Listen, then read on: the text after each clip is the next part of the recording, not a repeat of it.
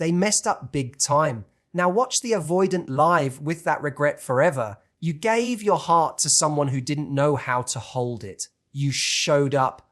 You communicated. You were willing to grow, to meet them halfway, to have the hard conversations. And what did they do? They ran. Not because you were too much, but because they couldn't handle real. They chose comfort over connection, distance over vulnerability, silence over effort. And now they have to live with it. Here's the thing about avoidant people. They don't realize what they had until it's gone. While you're crying over their inability to show up, they're numbing themselves, pretending they're fine. But slowly, it hits them. When the calls stop, when your name disappears from their notifications, when they finally realize you meant it, when you stopped chasing, that moment of realization, it comes late. But it cuts deep. And guess what? By then, you're already rebuilding. You're out there learning, leveling up, healing, becoming even more irresistible. Not for them, but for you. You're becoming the kind of person who no longer begs for breadcrumbs because you've learned you're worthy of the whole damn loaf. So let them sit in that silence. Let them remember the version of you they thought would always be there. Because the most powerful thing you ever did wasn't staying. It was walking away with your dignity intact. And now they get to live with the echo of your absence forever. You showed up emotionally. You were available. You didn't play games. You weren't trying to manipulate, control, or bait someone into loving you. You were just there, honest, open, ready to build something meaningful. You cared. You asked questions. You checked in. You brought your full self to the table. And the truth is, that's rare. Most people are afraid to do what you did. They fear rejection, vulnerability, intimacy.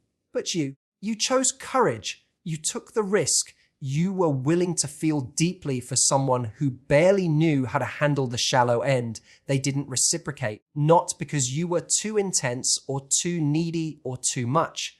They didn't reciprocate because they weren't ready to show up for themselves, let alone for someone else. And that's the part we often get wrong. We internalize their emotional absence as a reflection of our own worth. We think if I had just been more patient, more chill, more likable, they would have stayed. But that's a lie we tell ourselves to make sense of the disconnect. The truth is, you can't outlove someone's avoidance. You can't fix their emotional unavailability by offering more of yourself. You can't love someone into healing if they're still committed to their own hiding.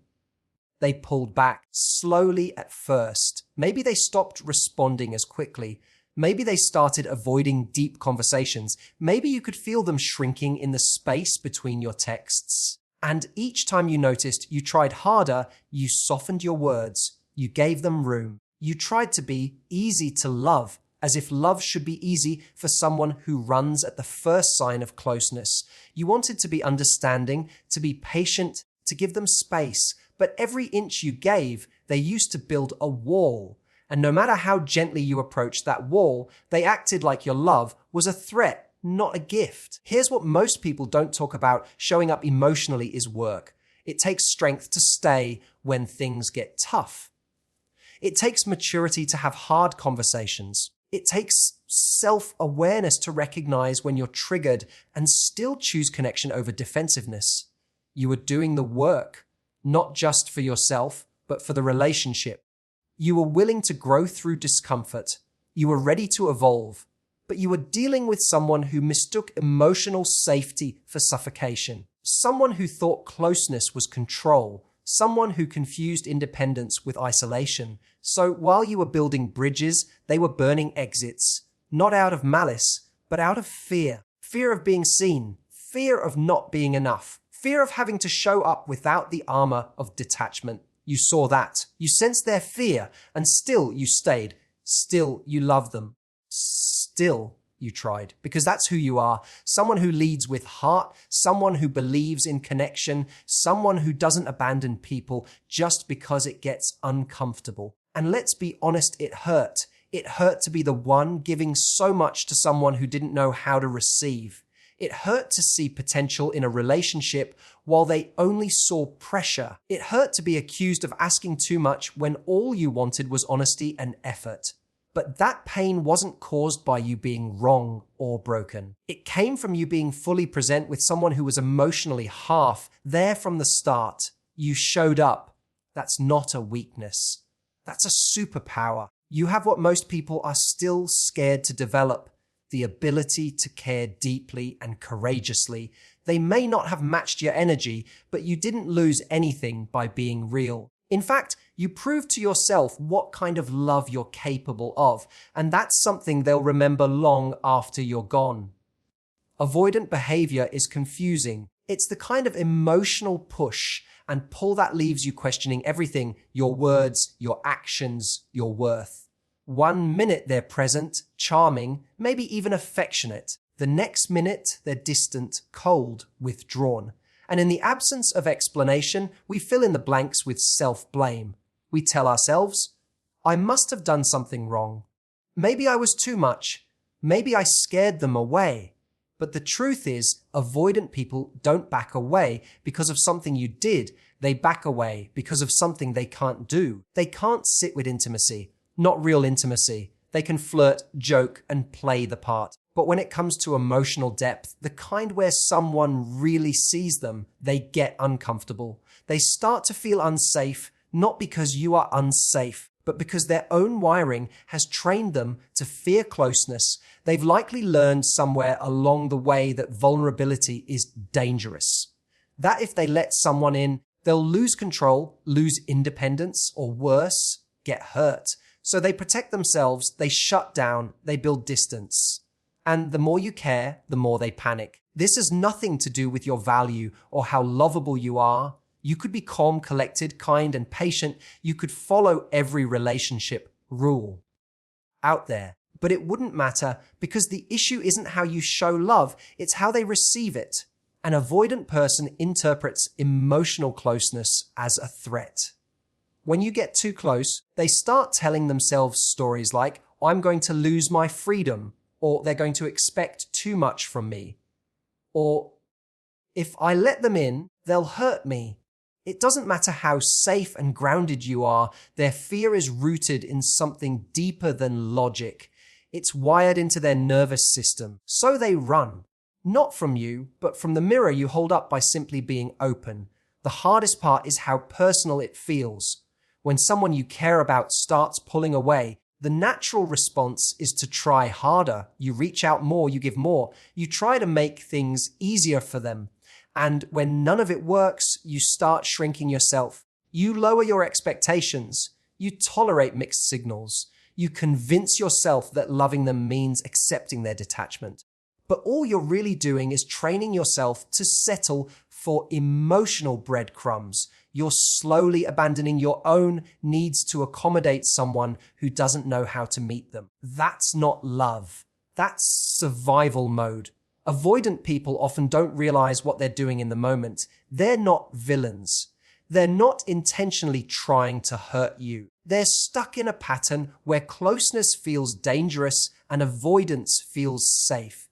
And while they're avoiding their own emotional discomfort, you're left doing the emotional heavy lifting for two. You become the one holding the connection together, trying to make up for the space they keep creating.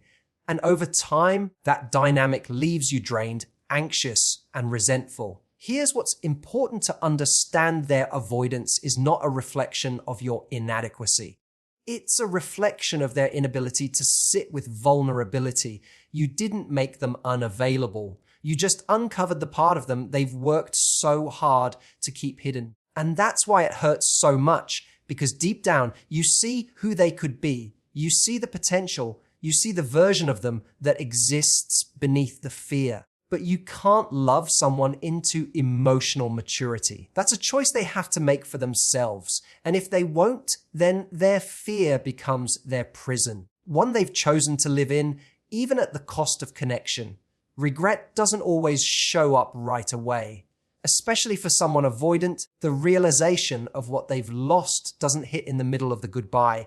It hits in the silence that follows. At first, they feel relief. They think distance equals freedom. They believe they've escaped the pressure, the intensity, the vulnerability they were never ready to face. In their mind, they've escaped something they weren't equipped to handle. But time has a way of peeling back those protective layers, and slowly, what once felt like freedom starts to feel like emptiness. The absence grows louder. The silence turns from peace into an echo. And that's when it hits them. In the beginning, they convince themselves they made the right choice. They keep busy. They rationalize. They say things like, "It was too much," or "We just weren't compatible." They lean into distractions, work, casual flings, endless scrolling, anything to avoid that stillness. But they can't distract themselves forever. One day, they go to reach for their phone and there's no text from you. No message. No check-in. No warmth waiting on the other end of the screen. That's the first crack. Then they remember how you used to make them laugh, how you actually listened, how you noticed the things they didn't say. They start comparing every new connection to you, and suddenly what they pushed away becomes what they crave. Regret creeps in slowly. It's not a dramatic movie moment where they fall to their knees with tears in their eyes. It's more subtle than that. It's the empty bed, the inside joke they no longer have anyone to share with, the song that reminds them of the way you used to sing in the car. It's your birthday coming and going and realizing they don't have the right to reach out anymore. It's those small, sharp reminders that you were real and that they let you go. They think they'll find someone else who gives them what you did without making them feel the same emotional pressure. They hope they'll stumble into a connection that feels effortless. That doesn't challenge their fear of closeness. But what they learn, often too late, is that the depth you brought doesn't come around often. They discover that the emotional safety you offered, the kind that makes someone feel seen without judgment, isn't easily replaced. And while they avoided your love out of fear, they start to miss it out of need, not just for company, but for real soul, deep connection. They'll never admit it out loud, at least not easily. People who run from closeness also struggle to own up to their mistakes. But internally, they know they had something rare and real. They know you were willing to fight for them, even when they weren't fighting for themselves. And that knowing lingers. It shows up in quiet moments. It stays with them when they see someone who reminds them of you. It lives in the question, what if I'd been ready? What if I'd stayed? You don't need to witness their regret to know it's there.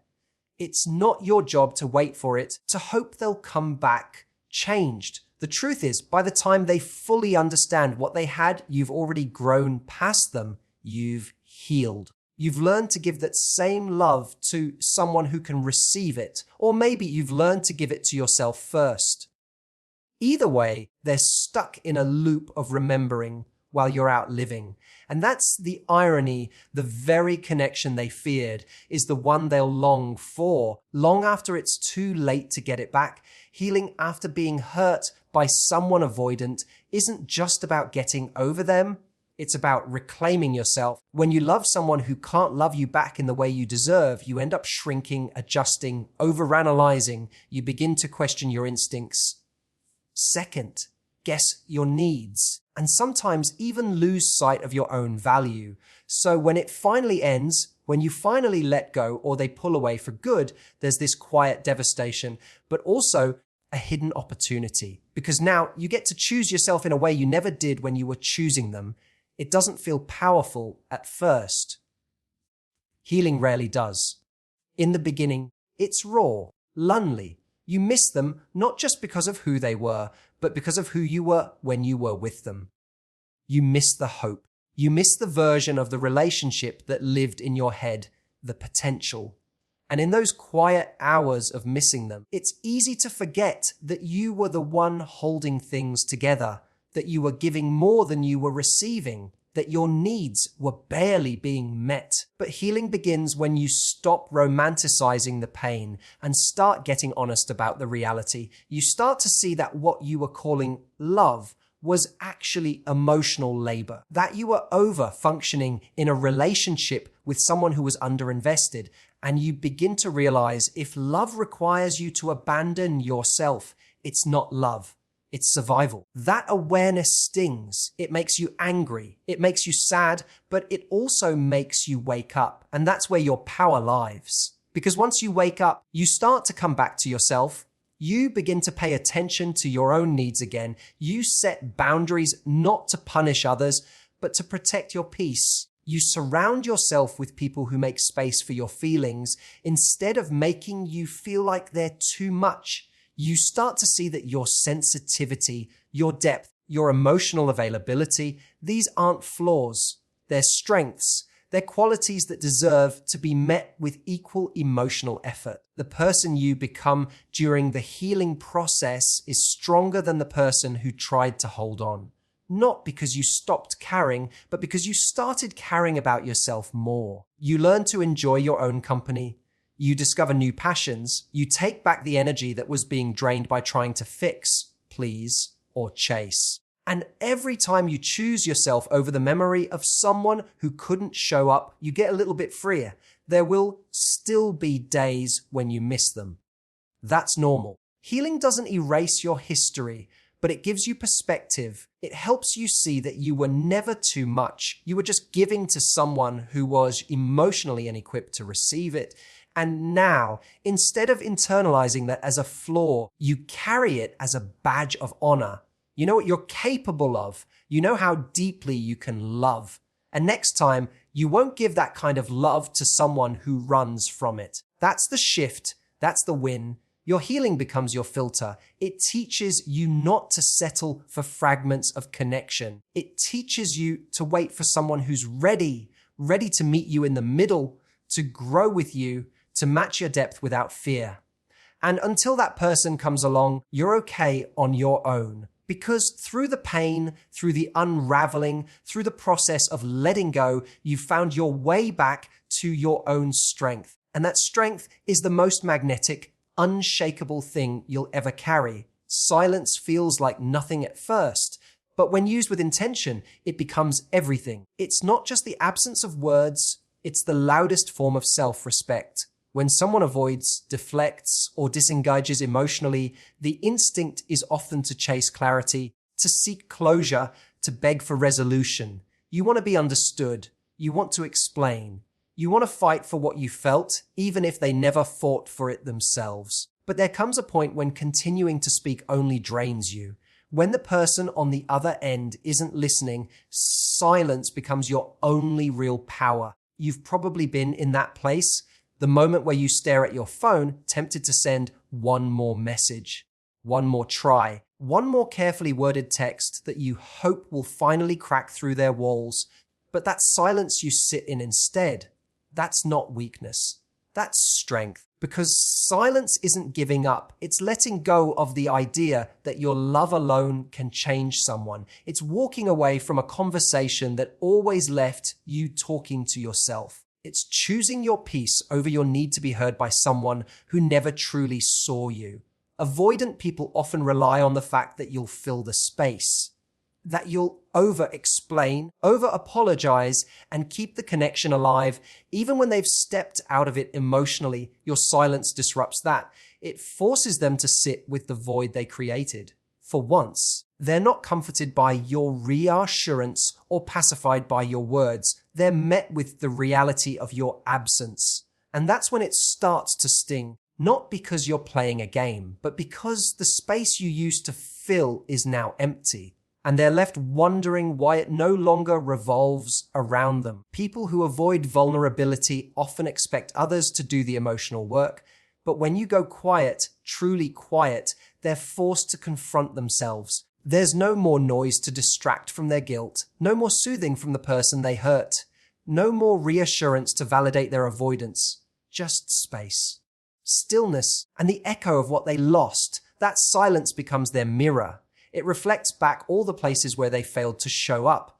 And unlike words, which can be dismissed or deflected. Silence demands to be felt. You may not get to see their regret. They may never admit they were wrong. They might even pretend they've moved on, keeping up the same emotionally distant front they always had. But internally, they'll remember the moment you stopped chasing. They'll remember the last message that never got a reply, the call that never came, the apology they never earned. Your silence is not petty, it's a boundary. It says, I will no longer abandon myself just to make you comfortable. That's silence. It's not about them anymore. It's about you reclaiming your energy. It's about no longer arguing for your worth. It's about understanding that your presence is a privilege, and if someone cannot treat it with care, they do not get access to it. You stop explaining yourself to people committed to misunderstanding you. You stop fighting for space in someone's life when they won't even open the door. In that space of silence, you start to hear your own voice again. The one that was drowned out by all the noise of over-giving, over-compensating, and over-functioning. You start to feel grounded. You start to feel peace. You begin to realize how much energy you were spending trying to convince someone to choose you, when really you needed to choose yourself. Silence becomes sacred. It's not the absence of connection, it's the presence of self-worth. It's you deciding that peace is more valuable than being misunderstood by someone incapable of understanding you in the first place. So let them live with it. Let them live with the memory of someone who didn't walk away bitter, but better. Let them live with the image of you, not begging, not chasing, not explaining, but rising. They thought you'd wait forever. They thought you'd always be available, but you chose your peace over their confusion. You chose truth over potential, and you chose you, which was the bravest thing you could have done. You didn't lose them. They lost you, the version of you that believed in them before they believed in themselves. And now they get to sit with the silence. You get to move forward with your head high and your heart intact.